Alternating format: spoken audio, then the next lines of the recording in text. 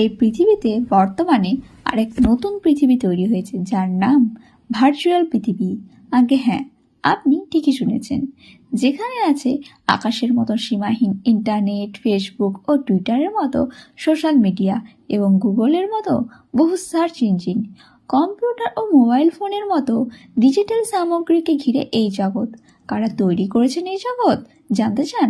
আমাদের মতন মানুষেরা।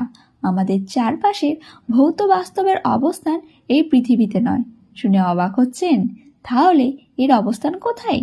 না, এর অবস্থান এক সমান্তরাল ভার্চুয়াল বা অপার্থিব জগতে। সেখানেই আমাদের বন্ধুদের সঙ্গে দেখা হচ্ছে, তাদের ছবি দেখছি, শুভেচ্ছা বিনিময় করছি, কথাবার্তাও বলছি। এমনকি এই জগতে নতুন নতুন বন্ধুও তৈরি হচ্ছে। ভার্চুয়াল এই জগৎ পরিচালনা করার মূলে যা রয়েছে তা হচ্ছে গাণিতিক কিছু নির্দেশনা, কম্পিউটারের ভাষায় যাকে বলা হয় অ্যালগরিদম। এই অ্যালগরিদমই ফেসবুক, টুইটার, ইনস্টাগ্রাম এবং হোয়াটসঅ্যাপের মতো সোশ্যাল মিডিয়া এবং গুগলের মতো সার্চ ইঞ্জিনকে নিয়ন্ত্রণ করে। সম্প্রতি এইসব বিষয় নিয়ে প্রশ্ন তুলেছেন ফেসবুকের সাবেক একজন কর্মী ফ্রান্সিস হাউগেন।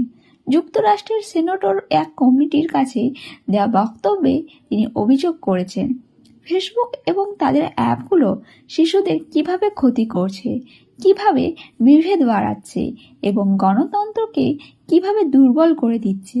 শান্তিতে নোবেল বিজয়ী ফিলিপিনো সাংবাদিক মারি ফেরেসাও বলেছেন, ঘৃণা ও ভুয়ো তথ্য ছড়িয়ে পড়া ঠেকাতে ফেসবুক অবশ্য এসব অভিযোগ অস্বীকার করেছে।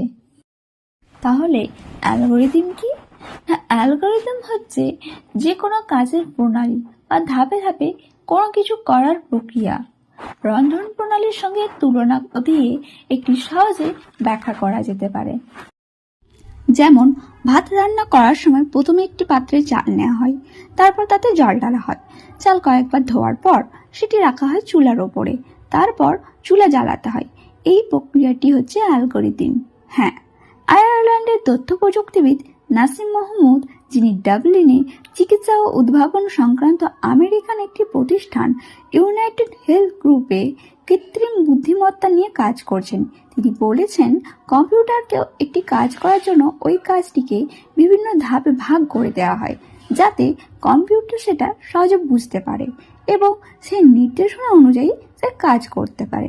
কম্পিউটার নিজে কোনো কাজ করতে পারে না, তবে তার রয়েছে নির্দেশনা বাস্তবায়ন করার ক্ষমতা। তাকে কিছু পদ্ধতি বলে দেওয়া হয় যাতে সে তার খুব কম বুদ্ধি দিয়ে কাজটা সম্পাদন করতে পারে। প্রক্রিয়াগুলো সূক্ষ্ম ও সরলভাবে দেওয়া থাকে, যেন কাজটা সে কিছু গাণিতিক ধাপের মাধ্যমে শেষ করতে পারে।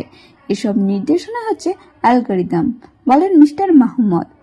তাহলে সোশ্যাল মিডিয়ায় অ্যালগরিদম কিভাবে কাজ করে থাকে?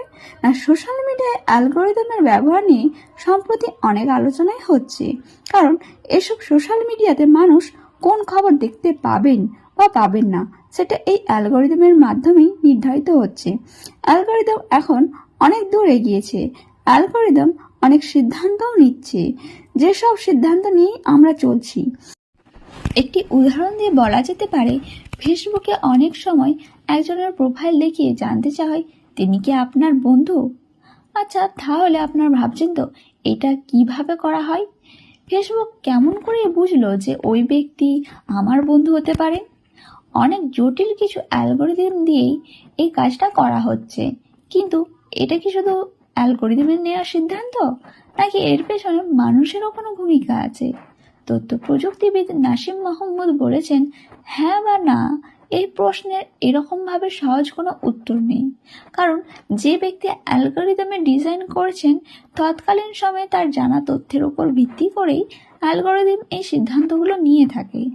ফেসবুকে আপনার যিনি বন্ধু তার বন্ধুরাও আপনার বন্ধু হতে পারে, কিন্তু অ্যালগরিদমকে বলা হলো একজন ব্যক্তির যে বন্ধু রয়েছে তার যারা বন্ধু তাদেরকেও তুমি বলো যে তারাও যেন তার বন্ধু হতে পারে। কিন্তু ধরা যাক যিনি অ্যালগরিদম ডিজাইন করেছে তার হয়তো জানা ছিল না যে চাকরির সূত্রে কিংবা একই পাড়ার থাকার কারণে অথবা একই স্কুলে পড়ার কারণেও বন্ধু হতে পারে। মিস্টার মোহাম্মদ এটাও বলেছেন, এই প্রক্রিয়াটি ক্রমাগতই আপডেট করা হচ্ছে, যার ফলে সময়ের সাথে সাথে অ্যালগরিদমও আরো সমৃদ্ধ হচ্ছে। ফলে অ্যালগরিদমও নাকি মানুষকে সিদ্ধান্ত নিচ্ছে, সেটি স্পষ্ট করে বলা কঠিন। অ্যালগরিদম সিদ্ধান্ত নিচ্ছে ঠিকই, কিন্তু মানুষের করা ডিজাইনের উপর ভিত্তি করেই অ্যালগরিদম কিন্তু সিদ্ধান্ত নিয়ে থাকে। মানুষ যে বিষয়গুলো সহজে হিসাব করতে পারছে না, অ্যালগরিদম সেই কাজটা দ্রুত করে দিতে পারছে।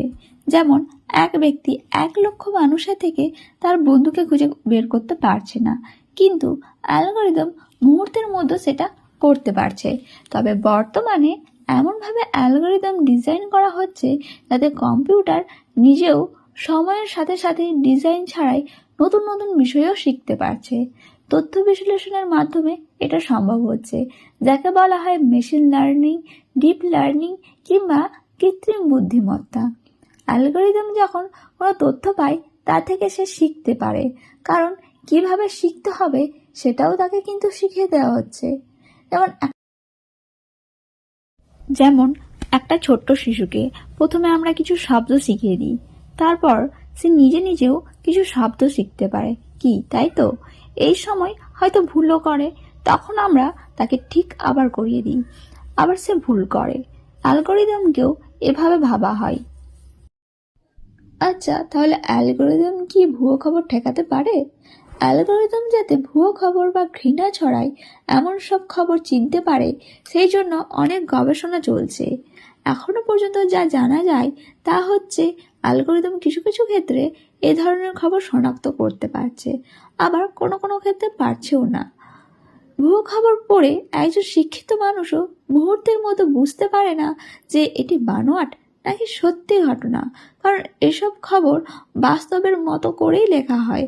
অ্যালগরিদমও সেটা বুঝতে পারে না, কিন্তু অ্যালগরিদমের কিছু বাড়তি সুবিধাও রয়েছে। তার পক্ষে সম্ভব এক মুহূর্তের মধ্যে আরও 1,00,000 উৎস থেকে এই খবরের সত্যতা যাচাই করে ফেলা, যা মানুষের পক্ষে সম্ভব নয়। তাহলে ফেসবুকের মতন সোশ্যাল মিডিয়াতে ভুয়ো খবর ছড়াচ্ছে কিভাবে? অ্যালগরিদমের কারণেই প্রথমে এই খবরটি ছড়িয়েছে, কারণ এটি ভালো না খারাপ, ভুয়ো নাকি আসল, সেটা সোশ্যাল মিডিয়া বুঝতে পারে না। কিন্তু কর্তৃপক্ষ এইসব খবরের উপর নজর রাখার দায়িত্ব পালন করলো কিনা সেই প্রশ্নটা এখন চলেই আসে। ওই যে একজন শিশুর কথা বলেছিলাম, সে যখন ভুল করছে তখন আমরা তাকে থামিয়েছিলাম কিনা, তাই তো? যদি না থামাই তাহলে শিশুর ভুলের জন্য আমাকেই দায়ী নিতে হবে, তিনি বলেন। কোনো খবরের ব্যাপারে বহু মানুষ যখন রিপোর্ট করে তখন অ্যালগরিদম বুঝতে পারে যে এই খবরটিতে সমস্যা আছে। তারপর থেকেই অ্যালগরিদম এই ধরনের খবরের ব্যাপারে সিদ্ধান্ত নিতে পারে। তাহলে মানুষ কি অ্যালগরিদমের খাঁচায় বন্দী? অ্যালগরিদম নেটওয়ার্ক এখন এত বেশি বিস্তৃত, আপাত দৃষ্টিতে মনে হতে পারে যে গাণিতিক এসব নির্দেশনায় যেন মানুষের জীবন নিয়ন্ত্রণ করছে। একজন ব্যক্তি কি করেন, কখন কোথায় থাকেন, কি খেতে পছন্দ করেন, তার সামাজিক মর্যাদা কি, তিনি কোন ফুটবল ক্লাবকে সমর্থন করেন, তার সোশ্যাল মিডিয়ার ব্যবহার থেকে অ্যালগরিদম এই সব কিছু তথ্য জেনে যায়। ধরা যাক কেউ একজন বন্ধুদের সঙ্গে আড্ডায় হয়তো বলল যে তার বিরিয়ানি খেতে ইচ্ছা করছে। পরের দিন দেখা গেল ফেসবুকে তাকে বিরিয়ানির বিজ্ঞাপন পাঠানো হচ্ছে এবং তিনি বিস্মিত হলেন রীতিমতো, এবং ভাবলেন তার কথা কি কেউ আড়ে শুনেছিল? এর পেছনে অনেক কারণই থাকতে পারে। একটি কারণ হতে পারে যে আড্ডায় উপস্থিত কোনো একজন বন্ধুর হয়তো অনলাইনে বিরিয়ানি কিনেছেন, তখন অ্যালগরিদম হিসেব করে দেখছেন ওই বন্ধুর সঙ্গে তিনি গতকাল বিকেলে আড্ডা দিয়েছেন, হয়তো তারও বিরিয়ানি খাওয়ার ইচ্ছে হতে পারে এবং এই কারণেই তাকে বিরিয়ানির বিজ্ঞাপন পাঠানো হয়েছে। আমরা কিভাবে ভাবছি বা ভাববো এই বিষয়গুলো মনে হচ্ছে কেউ ডিজাইন করে দিচ্ছে। আমি কোন খবরটা দেখব এবং কোনটা দেখব না সেই সিদ্ধান্ত হয়তো অন্য কেউই নিচ্ছে। ফেসবুকে কেউ যদি কোনো থ্রিলার বই খোঁজ করেন, এরপর থেকে ফেসবুক তাকে থ্রিলার বইয়ের খবর পাঠাতে থাকবে এবং তিনি শুধু এই ধরনের বই পড়তে থাকবেন। ভয়টা এখানেই, তিনি হয়তো জানতেও পারবেন না যে থ্রিলারের বাইরেও রোমান্টিক ও অ্যাডভেঞ্চার ধরনের বই রয়ে গেছে। তবে সুখবর হচ্ছে, যারা অ্যালগরিদমের ডিজাইন করছেন তারা এখনও সোশ্যাল মিডিয়াকে এ ধরনের বাবল বা বৃত্তের ভেতর থেকে বের করে আনার চেষ্টা করছেন। ভিডিওটি যদি আপনাদের ভালো লেগে থাকে তাহলে অবশ্যই একটি লাইক ও শেয়ার করবেন এবং সাথে সাবস্ক্রাইব করে দেবেন।